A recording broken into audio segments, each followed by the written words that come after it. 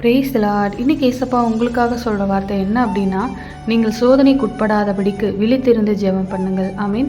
சோதனையினால் சோர்ந்து போயிருக்கீங்களா? சோதனையில் அப்பப்போ விழுந்துடுறேன், அப்புறம் ஒரே வருத்தமாக இருக்குது, என்ன செய்கிறதுனே தெரியலன்னு சொல்லி கலங்குறீங்களா?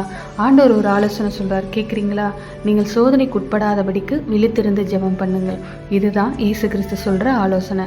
ஒரே சோதனையாகவே இருக்குது, சந்தோஷமாக நிம்மதியாக இருக்கவே முடியல, பரிசுத்தமாக வாழவும் முடியலை, ஒரு அன்பாக சமாதானமாக இருக்கலாம் அப்படின்னா முடியவே மாட்டேங்குது. ஒரே பிரச்சனை, போராட்டம், சோதனை, எங்கே போனாலும் இப்படி தான் இருக்குன்னு கலங்குறீங்களா?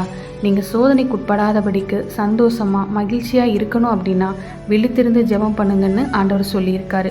அதனால் நீங்கள் விழித்திருந்து ஜெபிக்க பழகணும். அதிகாலையில் எழும்பி ஆண்டவருக்கு காத்திருந்து ஜெபிக்கணும்.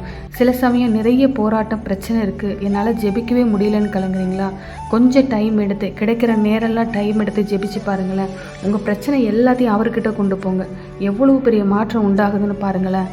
நீங்கள் தனியாக காத்திருந்து ஜெபிக்கணும். அதுக்காக நீங்கள் பழகிக்கணும். ஜெபிப்பீங்களா? இன்றைக்கி ஒப்பு கொடுங்க. சோதனைக்கு உட்படாதபடிக்கு விழித்திருந்து ஜெபம் பண்ணுறதுக்கான கிருபையை அவரிடத்தில் கேளுங்க.